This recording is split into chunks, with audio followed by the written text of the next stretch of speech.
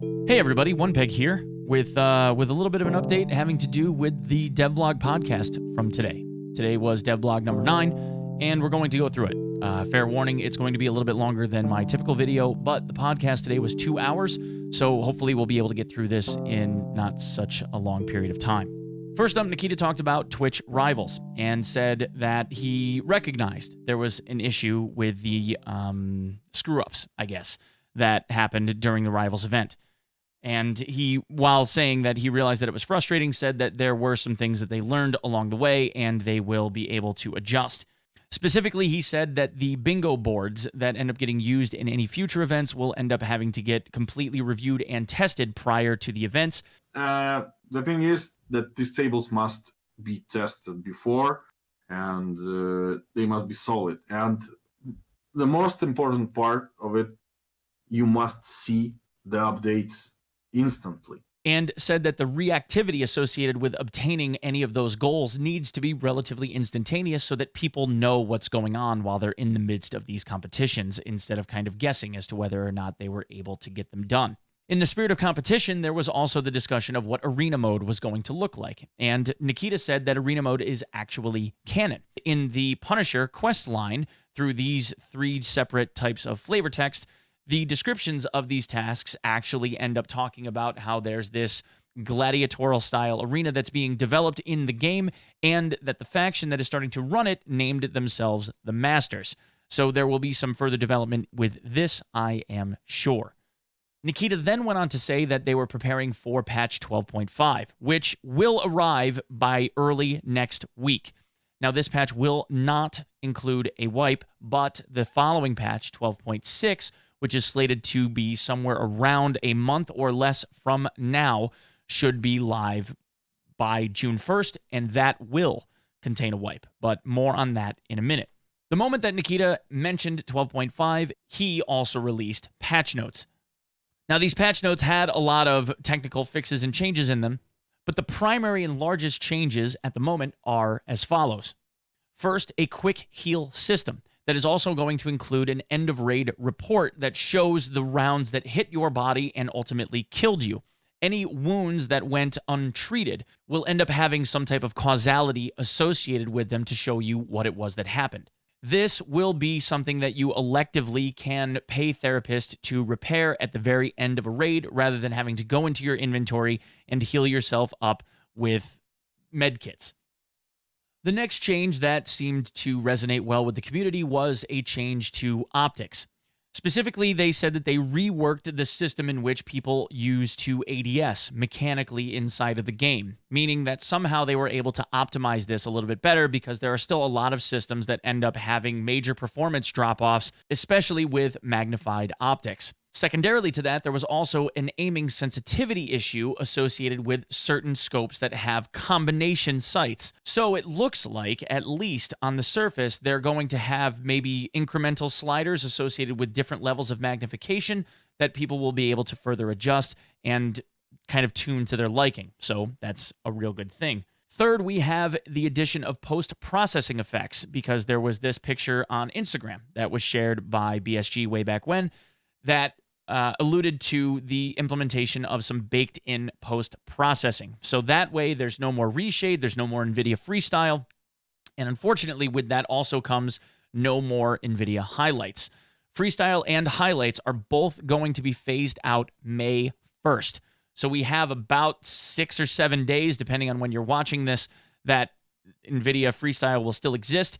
And within, again, the next week, once 12.5 goes live, NVIDIA Freestyle and NVIDIA Highlights will be no longer, because hackers. So I really wouldn't be hating on BSG for this one. Instead, I would probably turn and look at the limp-dicked brethren that we all have in common with the hacking player base that, in Sigma's way of saying, require that little blue pill in order to be able to help them with their performance.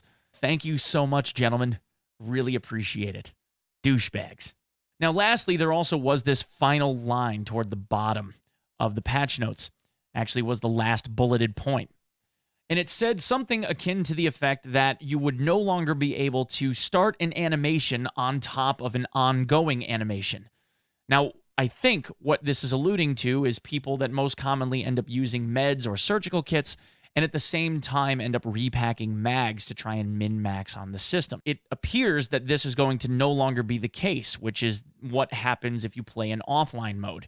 If you don't believe me, go into offline mode and try and use a surgical kit or a med pack on yourself after hurting yourself some way. Then try and reload a mag at the same time, and it will cancel that animation from happening. So it looks like in this case, they're going to disallow you the ability to be able to repack a mag if you're going through some type of healing animation or something else. There's also this whole thing where we know that as a player base, we love nothing more than seeing a racial or homophobic slur used by our favorite neckbeard edgelord as they saunter through the wilderness that is Escape from Tarkov.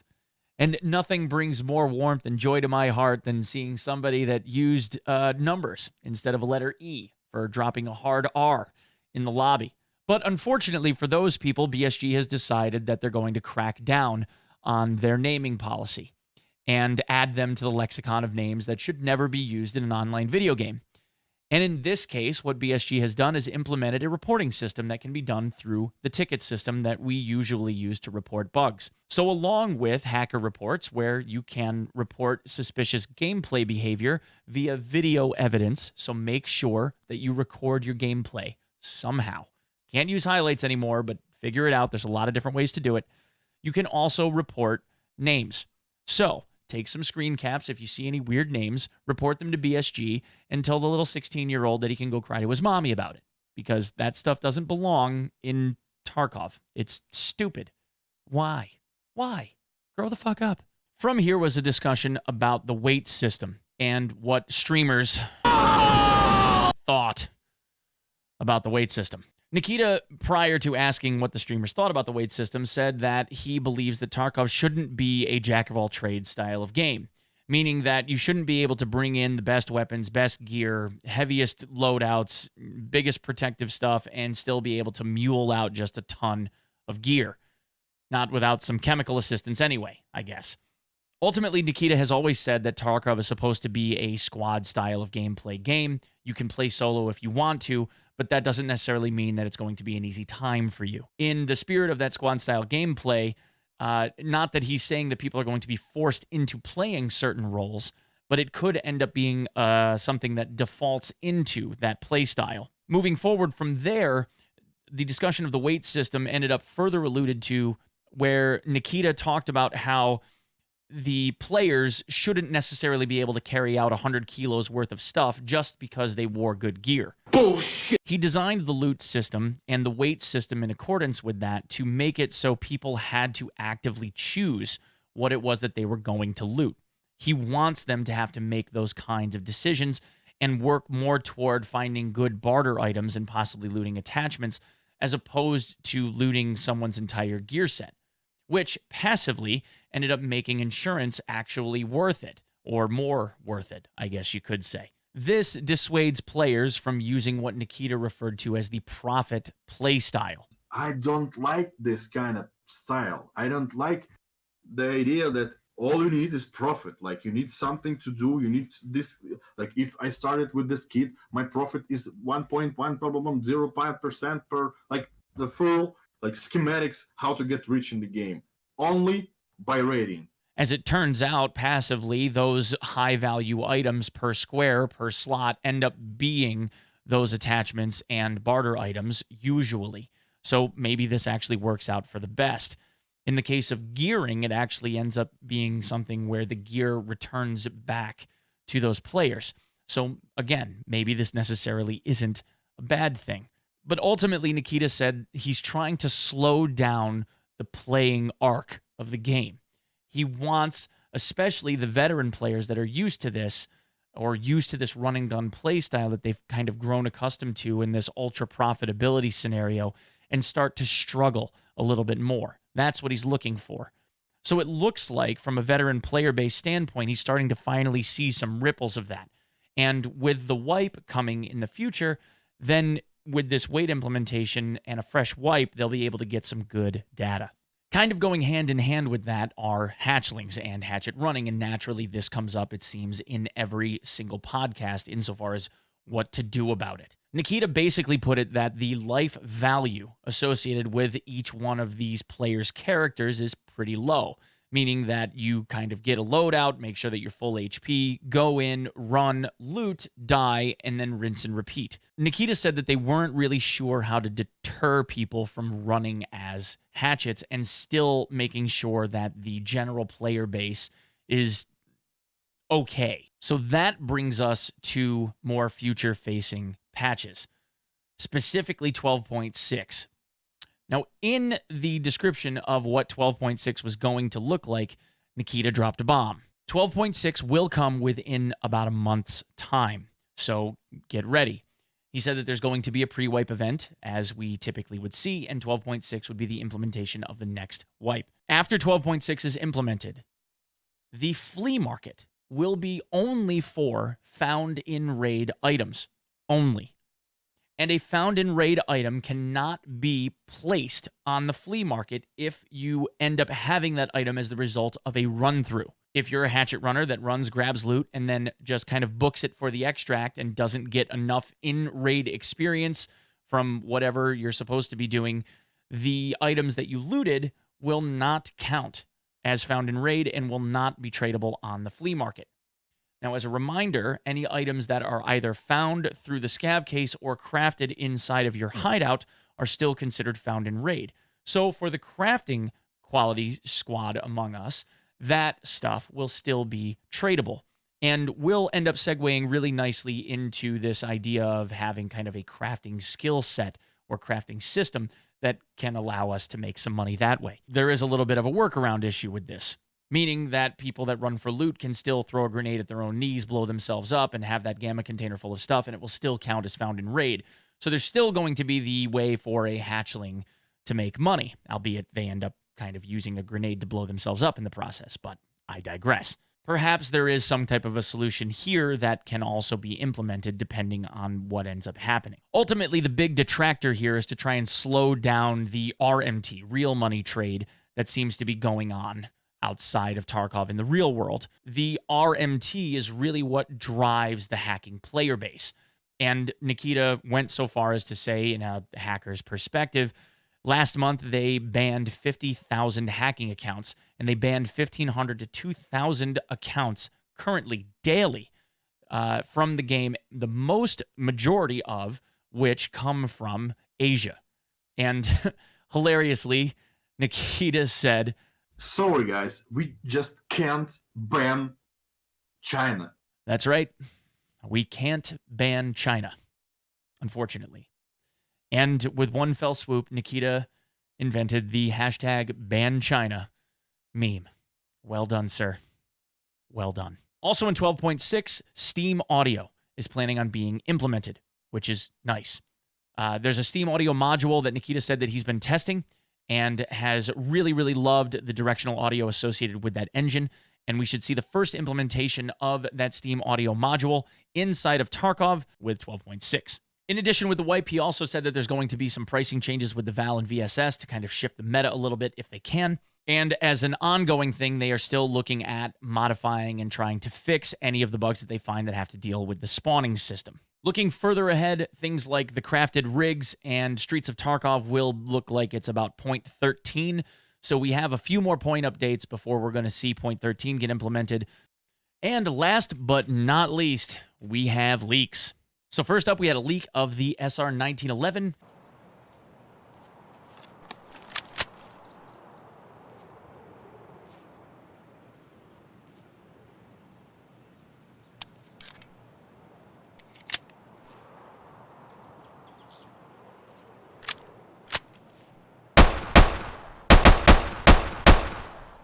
Followed shortly thereafter by the UMP-45. Now, these are going to be chambered in 45 ACP. The question of what kinds of ammo they would possibly be seeing with the implementation of these guns, Nikita ended up saying that we would see kind of like the standard release of stuff. But in addition to that, they contracted with a company, which is spelled RUAG, that reached out to them for implementing some different ammo types that they manufacture. And they said that they're going to have some specialized military law enforcement style of ammunition, specifically related to armor-piercing rounds, as we love so much. Now, it looks like the 1911 and UMP45 will be implemented in 12.6, with the Chris Vector that is also chambered in 45 ACP will be coming later on, possibly 12.7 or 12.8. After that, we had several screenshots of Streets of Tarkov. Most notably, Nikita said that every one of the buildings, well, almost every one of the buildings, were going to be things that people could enter and play in.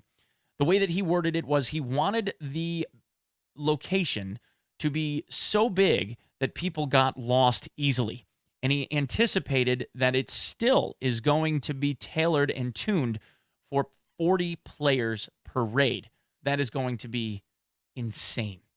And I can't wait. One of the big things that was in these screenshots that everybody seemed to notice right off the bat was the flying helicopter. Two things come to mind. One, I can't wait to see what an animated flying helicopter in this engine in this game looks like. Because the train was cool, but a helicopter is going to be amazing. The second thing was, well, what's the purpose of the helicopter? And Deadlyslob asked that question. He said, well, what's up with the helicopter? Is that going to be something that we'll see actually flying around? And Nikita said, a helicopter flying? Or, what's going on with that? I don't know, maybe. And then it was, well, is that going to be an extract? And Nikita said, is it going to be a kind of an extract? Maybe, use a flare gun or something, call it up? Maybe. And that's kind of all he said about it. One of the other things that he said that he wasn't going to talk about was when we were going to see Cultists. He specifically said he's not going to tell us when Cultists will be implemented. He said maybe 12.5, maybe 12.6, maybe 12.7. We don't know. And he's not going to give us any more hints. Cultists are coming, but he's not telling us when, which is both awesome and terrifying at the same time, because in any one of these point updates, somebody could go run a night raid and get wrecked. And it's going to be amazing. Next, we had some clothing leaks. Scav wear, like galoshes and that kind of stuff. And there's some new gloves, it looks like, for some clothing options for USEX. And there's also, next was Smoke's streamer item, which is a mask.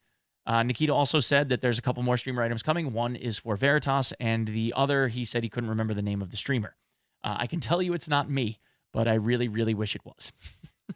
Next was this nice big shot of all the different meds that are going to be found in the pockets of Sanator, the new boss in the reserve on Shoreline. Now, here's what I can tell you about these meds. The first medication, the 3-BTG, says in the warning label that it can cause respiratory depression.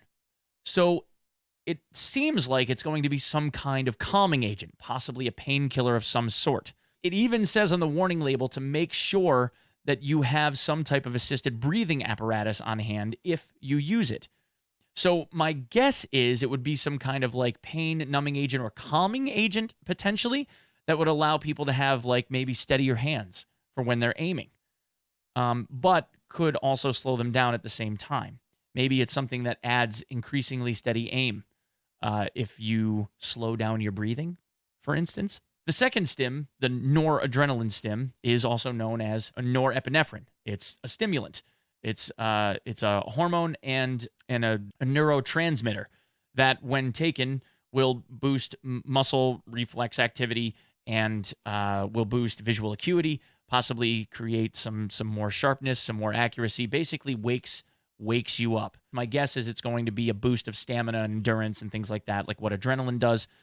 Probably won't have any healing effect, but might have some lesser side effects compared to what adrenaline does to people. The next syringe that was shown was the P22 syringe. Now, this P22 syringe is also epinephrine. Now, I'm not sure how these two are going to differ.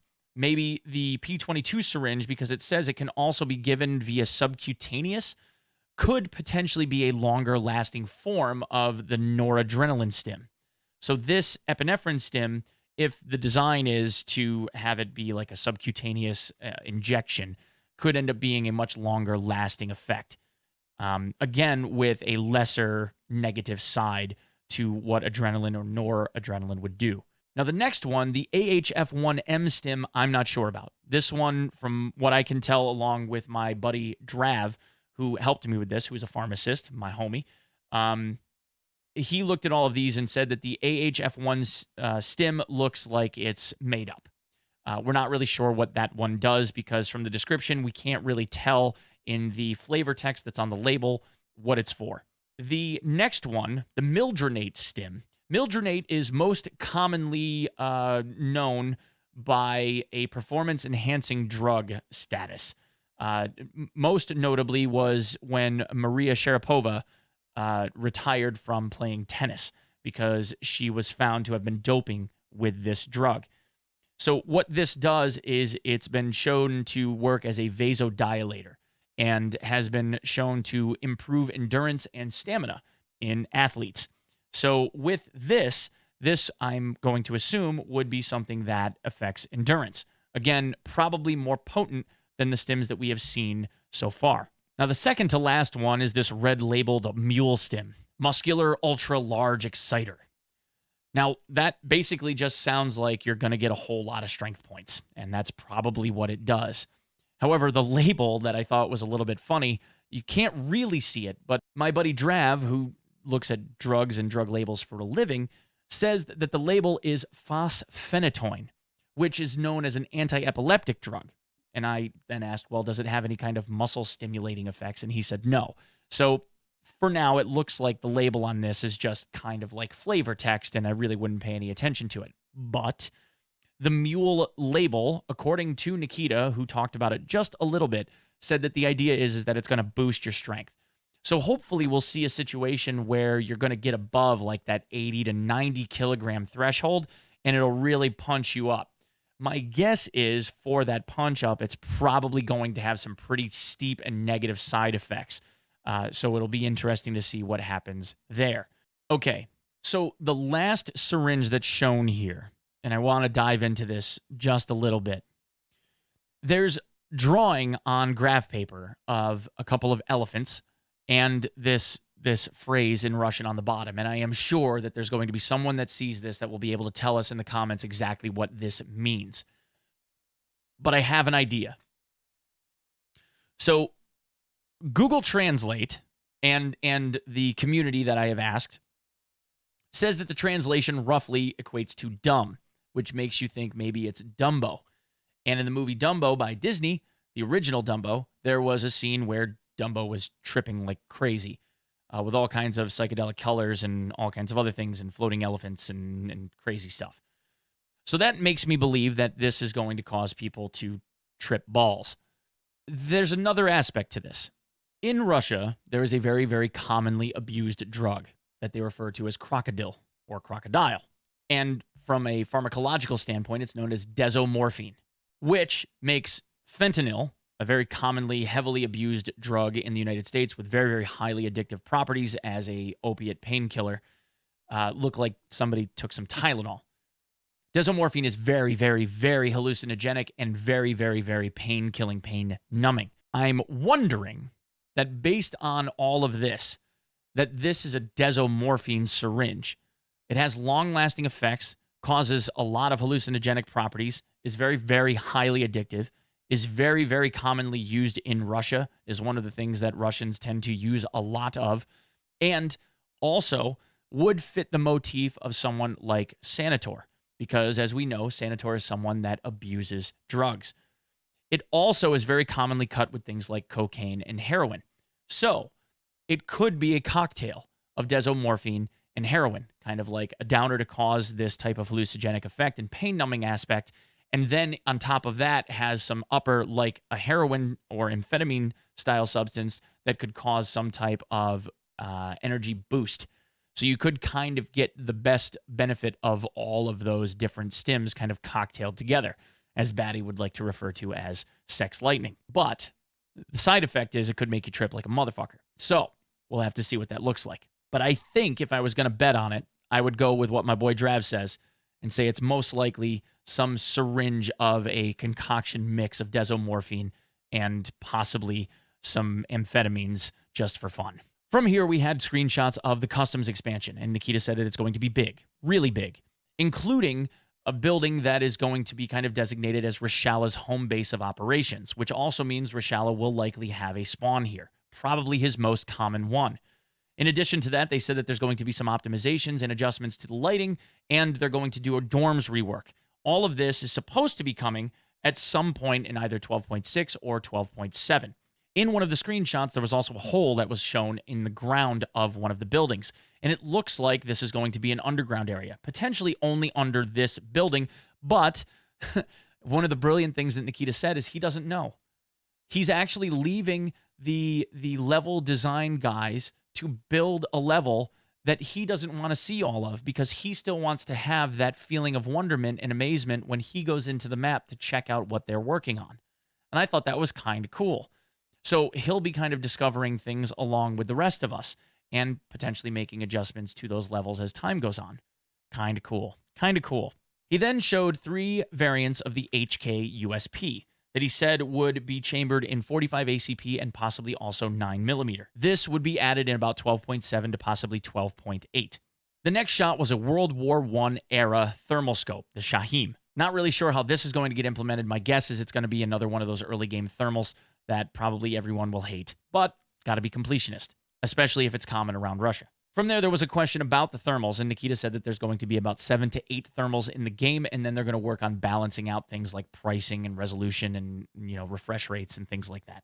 From there, they showed a video of the 1911 and the modding system, which introduced a couple of new and interesting things, specifically related to being able to change not only the trigger, but also the hammer and the slide stop, which I thought was really, really cool. Because why not? If you could get a golden trigger, wouldn't you want one on your gun just for the hell of it? I mean, I would. Sure, let's do it.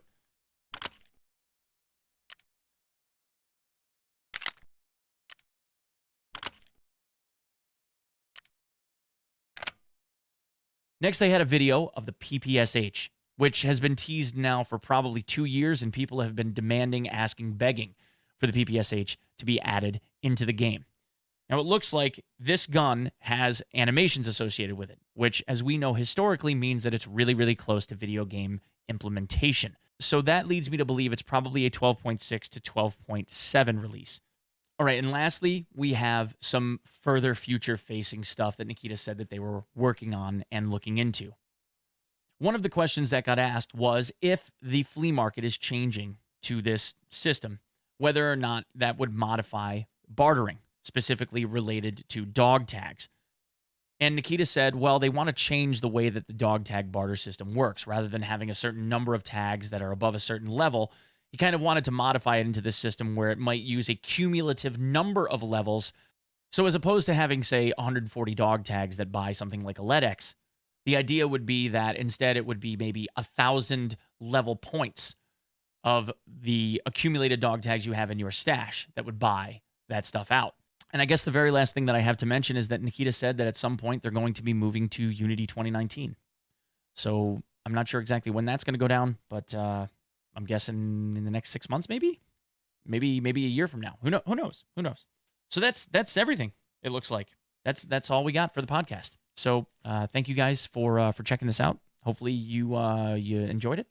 If you did, hit some buttons or hit the sponsor button, the sub button, because that's my sponsor for this video.